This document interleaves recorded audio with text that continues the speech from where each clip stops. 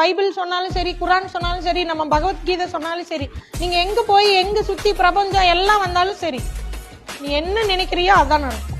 அதை வேற வேற மொழியில சொல்லியிருப்பாங்க, வேற வேற ட்ரிக்ல சொல்லியிருப்பாங்க. மொத்தத்துல பேஸ் என்னன்னா, நீ எதுவாக நினைக்கிறாயோ அதுவாகவே ஆகிறாய். சரிங்களா? இதுதான் உண்மை. நீங்க என்னைக்கும் நெகட்டிவ் தாட்டு உள்ளே கொண்டு வராதீங்க, பாசிட்டிவா இருங்க. உங்களுக்கு என்ன வேணுமோ அதை மட்டும் யோசிங்க. திரும்ப 1000 தடங்கள் வரும். ஒரு ரோட்ல போனாலும் 1000 ஸ்பீடு பிரேக் வருது இல்லையா? லைஃப்ல ஒரு பிசினஸ் பண்ணா கிரிட்டிசைஸ் இல்லாம எப்படி இருக்கும்? 1000 பேர் 1000 சொல்லுவாங்க. அதையெல்லாம் நம்ம பாசிட்டிவா எடுத்துட்டு போகணும். நம்மளை பார்த்து ஒருத்தன் தப்புன்னு சொல்றான்னா அவன் யாரு முதல்ல? அதுதானே முதல்ல. புரியுதுங்களா? ஒரு கொஸ்டின் ஆன்சர் வருதுன்னா அந்த கேள்வி கேட்கறவன் யாருங்கிறத பொறுத்து தான் அதுக்கான பதில்.